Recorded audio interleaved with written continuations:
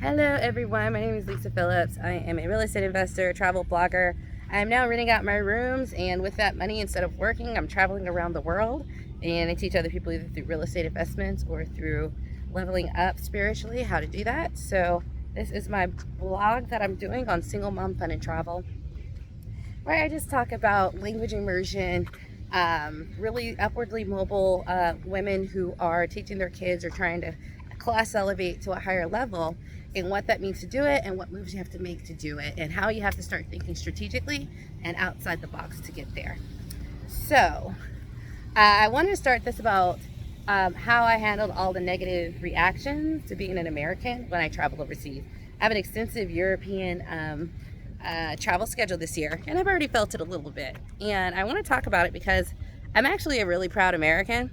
Now, we're failing in some ways, but we're actually great in others. I think, we're not perfect, but there's such a good opportunity to make whatever you want happen in this country that I really appreciate it. There are things we can do here that we just cannot do anywhere else. And there's class elevation, socio and economic elevation I've been able to achieve here that may have been difficult in other cities. And I like our fighting spirit. I like how kind Americans can be. I know you might always, if you're watching the news, which I stopped watching the news when I read 4 Hour Work Week, like in 2012. So if you're immersed in the news, you think everything's doom and gloom. If you're not, you understand that, we have great people in this country. And, it's a really nice place. So I love America for many reasons, just for economic opportunities. I like how hardworking, and because in some places, if you're hardworking and you rise the ladders, people don't respect that. You're supposed to just be born to that class. I like the fact that that is respected. Ingenuity is respected. Innovation is respected. I like how friendly we can be.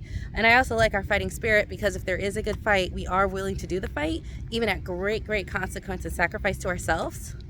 We're willing to fight. Everyone's willing to fight, but Americans have an extra level of spirit. So there's a lot of things I do like about this country. I like about all the fights we've done. I like Black Americans. We're different than Africans from the continent. We have a different mix since we're so entwined with the American psyche and a lot of the cultural gifts that we have, and that American culture is seen by comes from us. So there's a lot of pride and acknowledgement of who we are and what we can do. And this is focusing on the positive, but that's generally what I do. There's enough negative. So I like America. I'm not one of these people like, me. Like, no. I'm tough and strong and hardworking. So all the shit that they threw at me, I just threw it back, kept on about my business, right? And I've been through all the crap, had to sue for discrimination, I had horrible work environments, whatever. I was able to use that horrible work environment as an opportunity to save my money and get involved in real estate investing, which doesn't matter what country you're in, works. So all of that to say, I like America.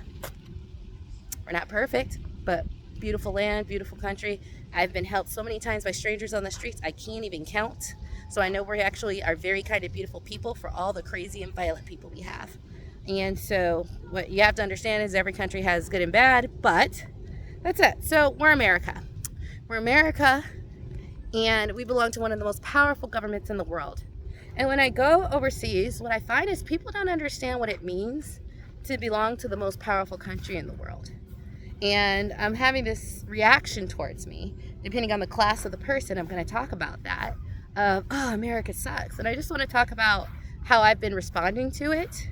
And it just really just depends on the class of the person. It depends on if the person watches news all day, right? If you watch CNN all day or Fox News all day, I can't help you. Your perspective is so skewed to only the negative, you don't have balance, right? But then with other people as well, and sort of seeing that response I've been getting as a Black American woman in Europe. So this is interesting because it's a class conversation as well. It's how I present myself. It's how I look in my appearance. It is my socioeconomic status as an American, socioeconomic status as a Black American, because when they see Black American, they assume that our status is even higher because they have a perception that Black Americans are generally in poverty, right? So if you're an American, they always assume you probably have some money because they're used to that. If you're a Black American, they're like, wow, you must really be doing well. So that goes into it as well, and the perception. And all of that. So let's talk about it.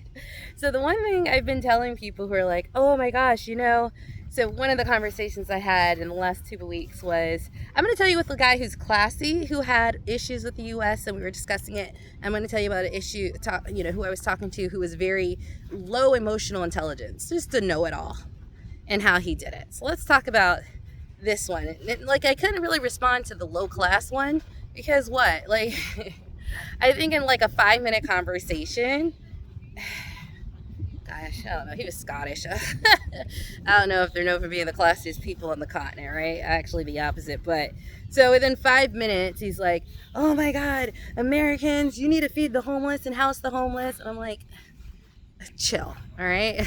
Our homeless people are on another level. You just want to give them houses, the houses will be burnt down. I don't know. Like, I don't know. It's just funny how he has this perception where like every homeless person just needs a chance. And it's like some choose to be homeless because they don't want to work and they choose the freedom of the lifestyle and the community over doing that. Some people have drug addictions that take all their money. They can't keep a steady place. So why would you give them a house for them just to not be able to keep it up? There's mental illness. There's people who have family members who try to keep them in, but they're so violent and unpredictable, the family members had to take them out and they don't take medication, or even if they do have to take medication, it's very spotty. So they're just very volatile people where it's just easier for them to be on the street because they don't have what it takes. And then there's like the working class people who are just homeless because they're just not making enough, but they are working, right? That's different. So it's funny. I don't know. So he's going into that and I'm just like, okay, I don't mind helping the working homeless, right? Who like just need a little bit of step up to go back in because they fell out but then came in.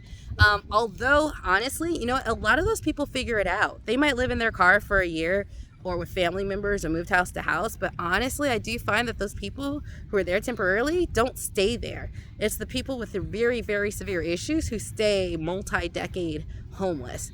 Everyone else is like 1, 2, or 3 years. And generally they're on their feet because they're working. So I'm like, the people who do fall into those circumstances don't stay there, and they usually get on their feet as soon as they can because they're actively working towards it, and they do get out of it. I've seen that story so many times.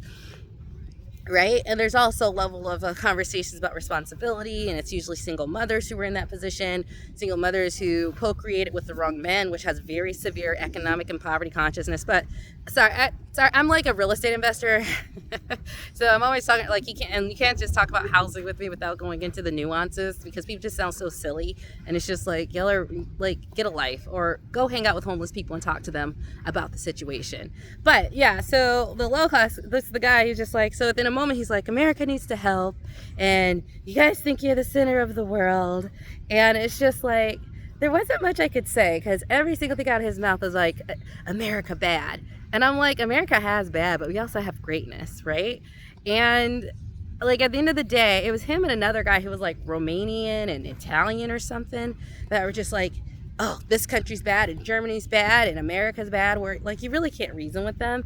And you just, I don't know, the way my energy's set up, I just sort of exited the conversation. Why would I want to have a conversation with someone who just has no balance, has no emotional maturity to know that there's balance on both sides on any issues? If you're not there yet, where you think all Democrats are good and all Republicans are bad, or all Republicans are good and all Democrats are bad, you have no balance either. And honestly, I wouldn't waste your time. So I just sort of got out of that conversation as good as possible, because I can list all the bad things about all of these countries, but it's like, there's no country, even poor ones or rich ones, where it's all good or all bad. Like, it's just not how it goes.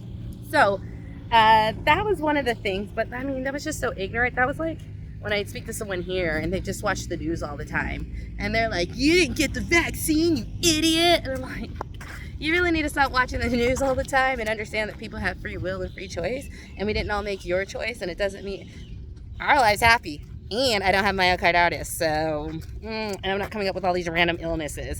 So I mean, like, some people you just can't reason with because they're so wrapped up in the programming tool that's the news media, not realizing they're being programmed and tuned to be their little foot soldier.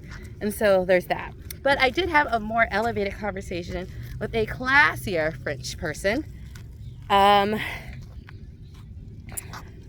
And that was more interesting and nuanced and a little bit more fun. And I had multiple conversations.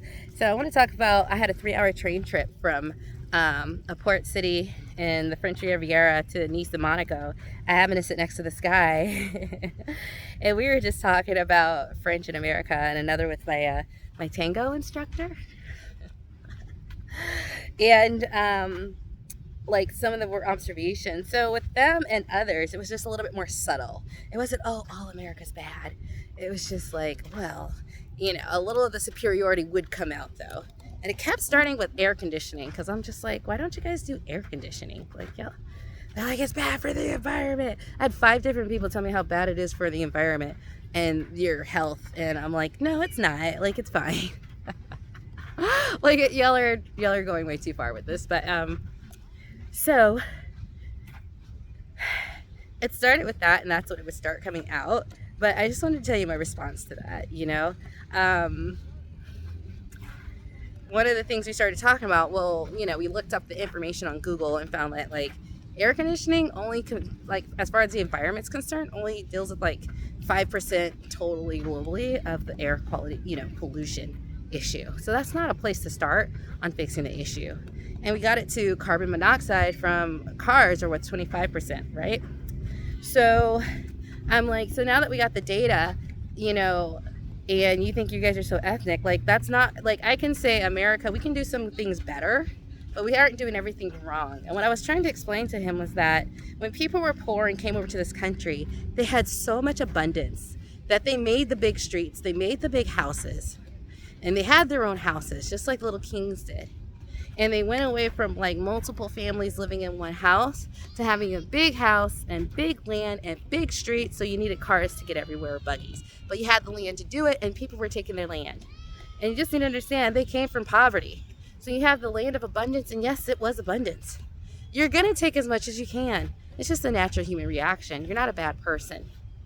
What developed out of that is we're sort of isolated, right? Me at 41, renting out my rooms. What? You're supposed to buy a house and just stay in it by yourself. What are you doing? Right? And I'm like, you just need to understand that, like, we had so much abundance, they took full advantage of it. The other side of abundance, when you take so much of it, is that you're not a close-knit, quiet community. So I would say, if anything, if America is going to do one thing better, let's get off of the air conditioning, which everyone wants to tell me how the habits are different there. That would be like a great infrastructure project across the country would be best for that. Can you guys imagine over the next 50 years a great transportation infrastructure project so we can get bullet trains and fast trains? And the way that I traveled for 20 euros from a port city 3 hours away to Nice and Monaco, and then was able to get back, and they had multiple schedule. It was on time, fast, efficient, and it was so nice that I thought I was in first class. I was like, am I in the right place? I got a second class ticket. They're like, it's second class. I was like, so nice. We need that, right? We need all of that. And that would be a great 50-year project, and it would be healthier, because I did something on my blog, like, why are the French so thin? They walk everywhere. That's it. I walked everywhere. I lost 3 pounds while I was there for 2 weeks. It's that easy. No, it's nothing special. Nope, they walk everywhere. That's how their communities are made. And we didn't do that because we came from such poverty that when we saw America, they wanted to take as much as they could for themselves. And so what my responses are is just basically, like, they just have this view of America, and it's just like, you got to just understand where the origins come from. It's not like we're just one big ball of evil, one big ball of, like, evil people, right? Like, it's not just that, we all don't care about children. Like, we do care. We care more than you.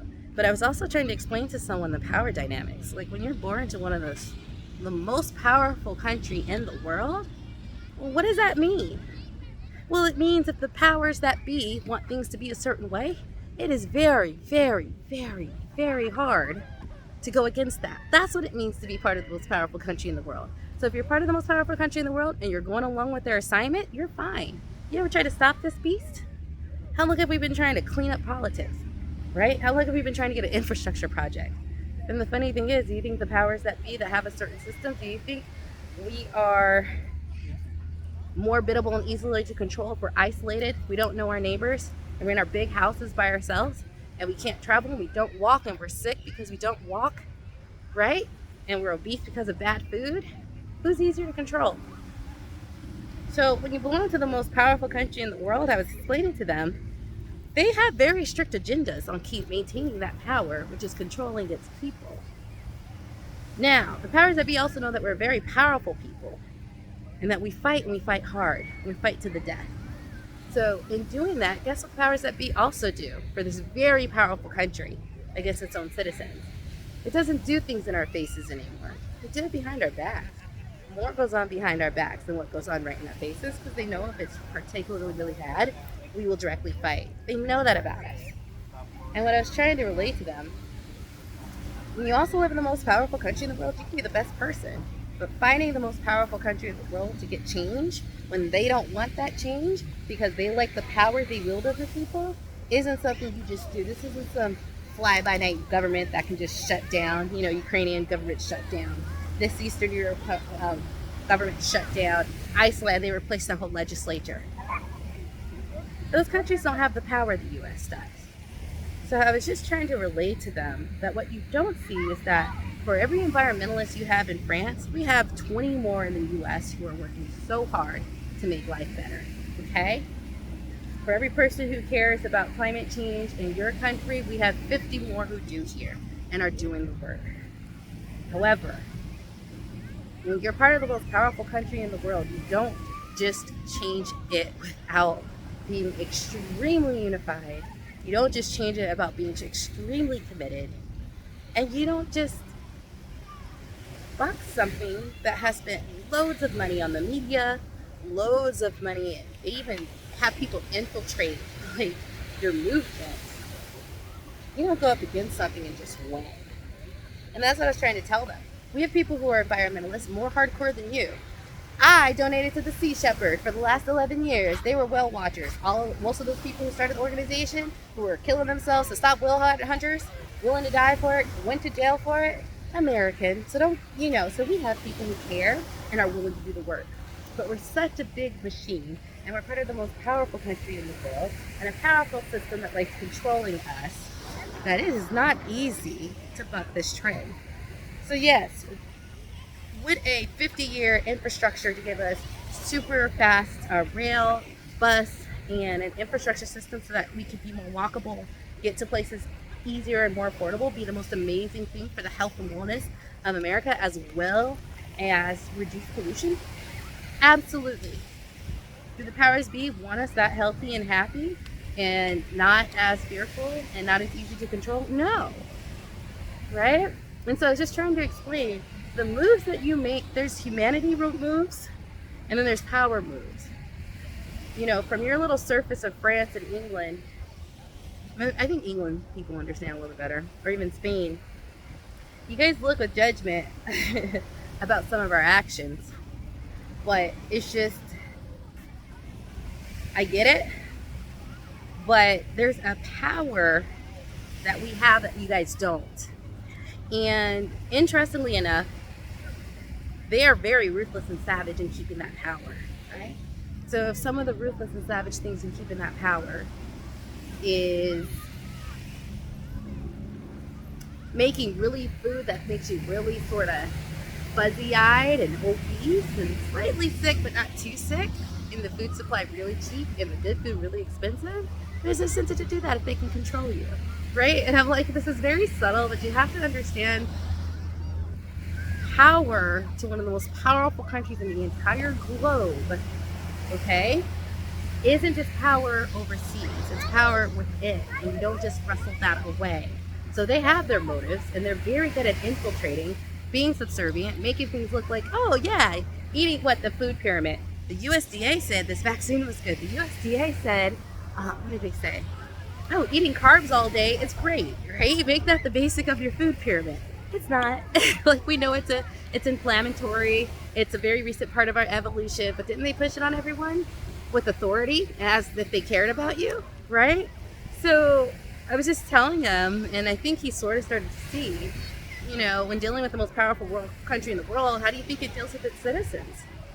We care more than you. We fight more than you.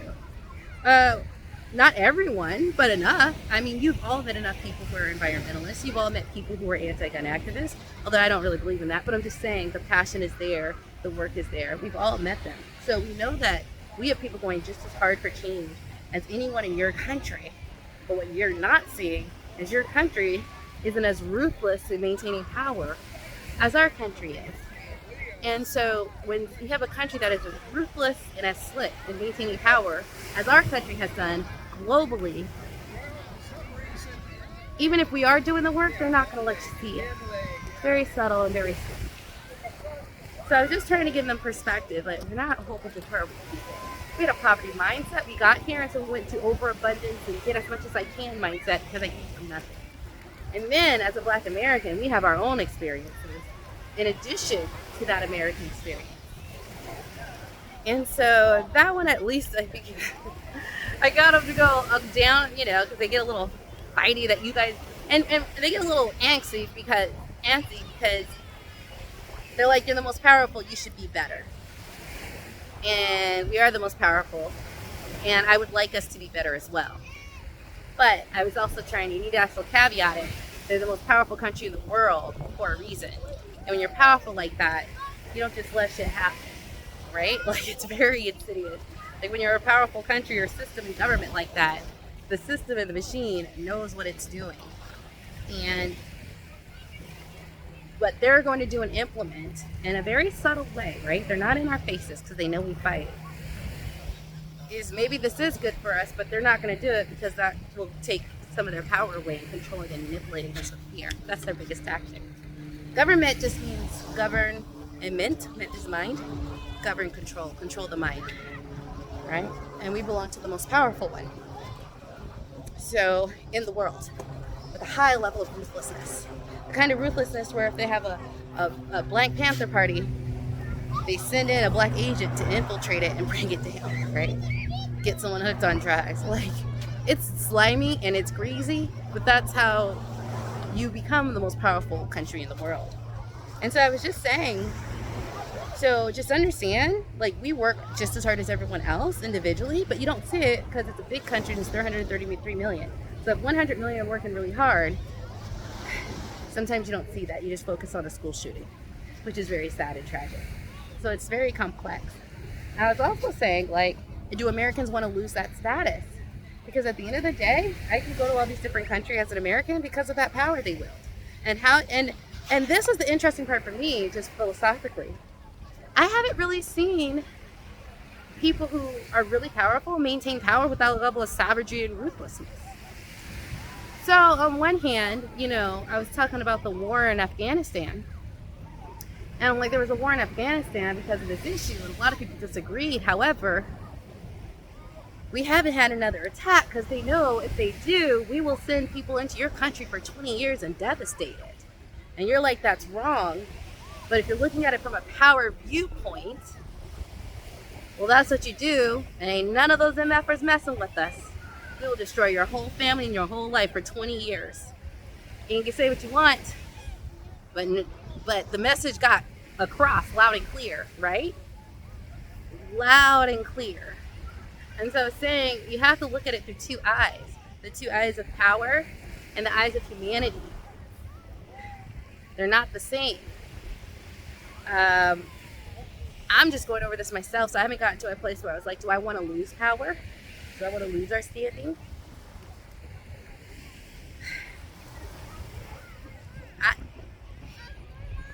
Right now, actually, I don't know.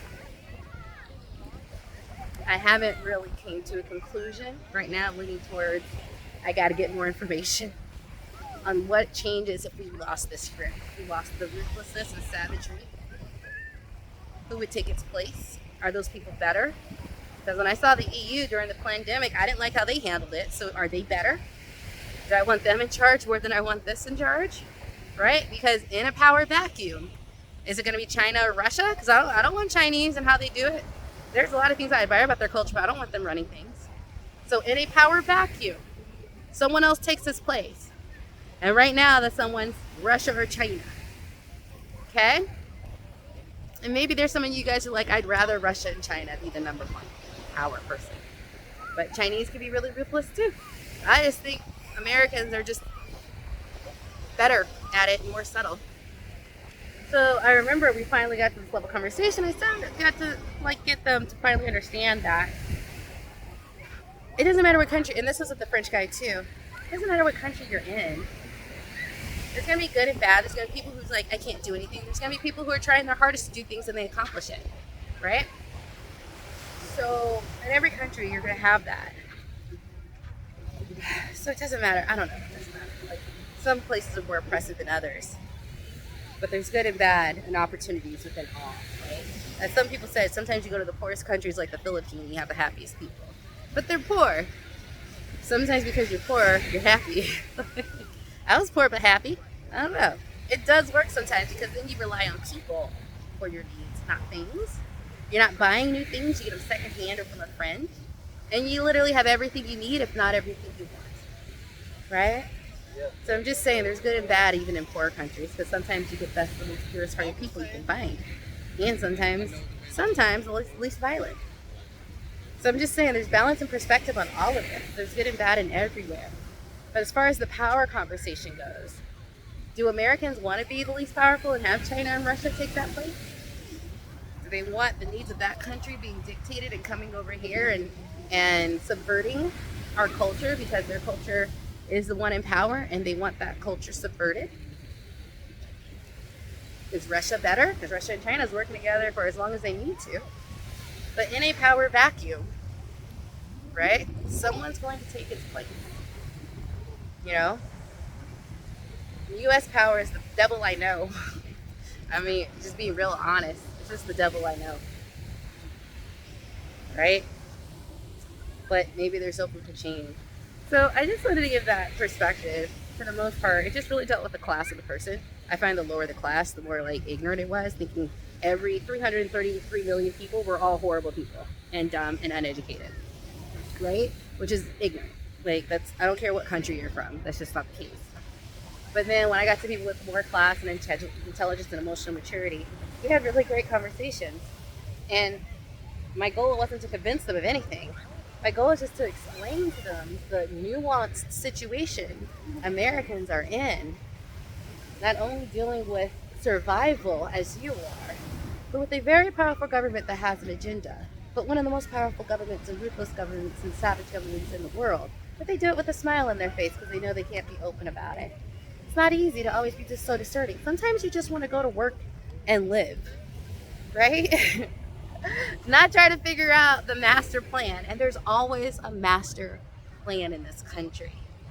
So I was just telling them, you know, they're like, yeah, but because of Trump, and I think Russia went in because Trump did all this. And I was just like, you can't blame us for Russia's actions per se, but I can also say you guys need to be stronger. Why weren't you stronger and took over versus waiting on the U.S. to do it?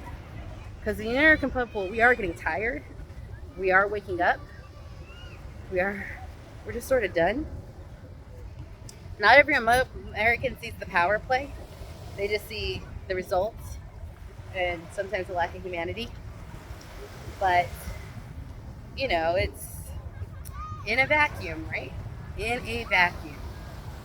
Who's going to be the most powerful? And what's their level of ruthlessness? So are we going to do KGB ruthlessness with Russia? All right, we're going to do Chinese ruthlessness with camp, so they just take you out of your house and put you in a camp because they said so for the Communist Party. We do America brand of ruthlessness, which is open, but they do a lot of stuff behind your back. They will protect us fiercely if it means going into your country for 20 years for war. If you ever threaten us, you know, when Trump made a threat, like if you do X and X will bomb the F out of your country, they didn't do it. They didn't do X and X. Because if you have great power, you need to protect great power. And I think a wonderful show I watched about power and keeping it is Yellowstone. Go ahead and watch that if you haven't, just because if you see the power.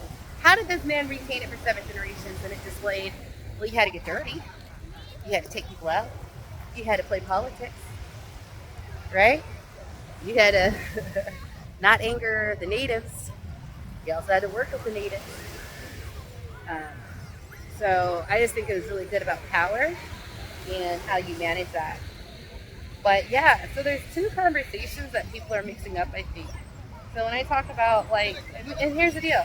I know about the people who just volunteer to go clean up communities just because they feel that's right to do.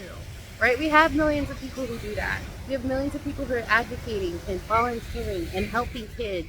I was telling him, oh, this is the French guy, we were talking about homelessness. And he was like, yeah, well, homeless on the street. And he was actually of awareness that it's not just homelessness, but he was like, well, I know people, when I was reading about it, he was like, people in the States choose to be homeless because they just don't want to work and they like the freedom and the lack of lifestyle. I was like, yes, you get it. Not every homeless person has the same profile, so you can't treat them all the same.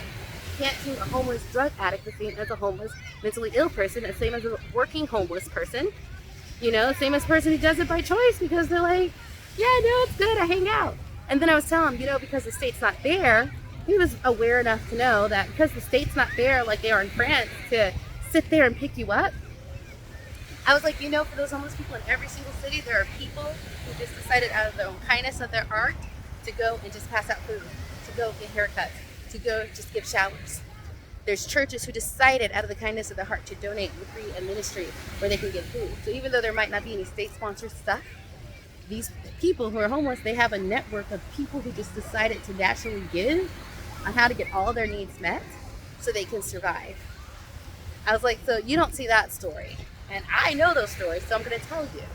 So yeah, the state's not going to do it, but guess who does do it? Because we are, I know you think we're all evil, but I've seen 90% kindness, 10% evil, just personally, not on the news, right? Not on social media. I was like, no, we're the kind of people that will do that. The kind of people where a church will just say, we're just going to feed the homeless, and that's the thing. We do this for 20 years. And so I was like, yeah, since the state's not there, people just naturally give. The state's not there, people will go fund me, for a good cause to get you there, or help out, or take you in. There's a natural disaster, they'll take you in. After Katrina, taking in folks from all over the country, right? And I was like, you're really not being balanced by not seeing that. We are just as heartfelt and loving a culture. But we're also a culture that has to deal with violence, right? So when you deal with violence, you have to be a little tough too. And that's just the nature of this beast. This is a very tough land. And so that has forged us as well. So that was interesting with the guy on the train. It was a 3-hour conversation. We were talking about real estate, homelessness, and all that good stuff. And he was just like, what was that last part with that guy, just understanding? Yeah, so, we ended on that when our train got to Monaco. Well, he was going to Cannes. He lived in Cannes. I still had some time to go to get to Monaco. We had ended on, what there is a distinction. There's nonprofits. There's people who just give of their own hearts. There's churches. Like, we give and we fulfill the need if the government doesn't. And there are people, they literally have this interconnected network. So it's not this doom and gloom you think it is for the homeless in America. Some of the homeless are in their cars or in their vans or living, couch surfing. But it's not necessarily doom and gloom, right? So I just wanted to bring how I've been responding to this. And trying to get the sun looks better with this, walk backwards a little bit. And how I've been responding to this when I encounter it. And it really, like I said, depends on the class of the person. But that's sort of my stance on America. And I wasn't trying to convince them. It's just, I think a lot of people don't understand the emotional healing. Because I think when we got here and they came from such poverty, that was emotional and poverty trauma that made them get their houses that were so big but isolating. And make the streets so big so you didn't have to walk, you had to drive. I think that's emotional trauma that they were subverting and acting out from that sort of created this. I'm just saying, I understand it. And so what I was just trying to do is give them like an understanding that like emotionally we're doing what we need to do. We're participating the way we need to participate. But you might not see it if it's not in the very, very powerful government's desire to let you see that, right? And then I keep reminding them, what do you think it's like going against one of the most powerful countries in the world as its citizens? It didn't just get its power by being sweet, okay? So even before the internet, even someone talking like me, if I was making sense, they get a whole dossier over you and start watching you and going to your friends about you. Because the most powerful country in the world doesn't just let anything slide if it threatens its power, right? And I was like, you don't see that part. You don't see that part of living in the most powerful country in the world. It can and will be used against you if it needs to for someone who is going to keep their power. So the power conversation, but also just mixing in, there's a lot of emotional trauma that has developed some of this. But, we are working hard. It's just the perspective I want to give, because there's 330 million people and we're all different. And it changes by the region, by your culture, southern versus northern versus western. I've lived in all three. West Coast is the best coast in many ways, although they can be a little annoying too in California. There's pros and cons to all of it, except the South. If you're not born or from the South, there's not too many pros of the South. I'm just glad a whole bunch of Westerners and Yankees are moving down there. They're losing their mind. So yeah, that's sort of just my perspective when I talk about the people, because I see the good as well as the bad, but people want to focus on the bad as if there's not a balance. And I was like, you just got to balance this out, and you have to take the time to understand what people are doing. It's not all doom and gloom, right? It's not like Les Miserables right here. There are people in bad circumstances, but those same bad people in bad circumstances also get to good circumstances. There are time periods of bad, time periods of good, and it does depend on your mentality, your mindset, your laziness. Are you criminal? Are you not criminal? Right? Your education. Do you seek education? Do you not? Do you not listen? Are you stubborn? Are you hard-headed? And so it's just, that's just what I was just giving them a different perspective on. It's not all doom and gloom, and that's just what they think, which I think is sort of, like I said, lacks emotional intelligence, to think anything's all or nothing. Everything is nuanced in shades of gray and white. So I just wanted to say explain the kind of conversations I have with people who are like, Americans, oh my God, you guys do this. And I'm just like, chill, okay? Like, relax. We are working on it. We are doing something. That Greenpeace group that you're going around saving whales and started by Americans. Relax. We are doing it, but you also need to understand it's a big, big beast. And if we're going the way the beast wants, we're good. But if not, it can be very subversive very fast.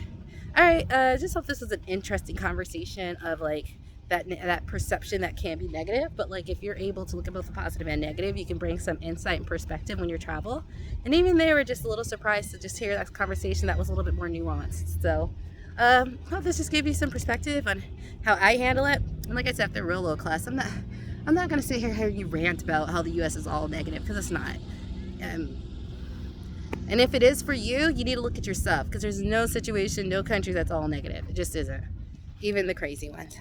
All right, hope this helps. Thanks. Bye.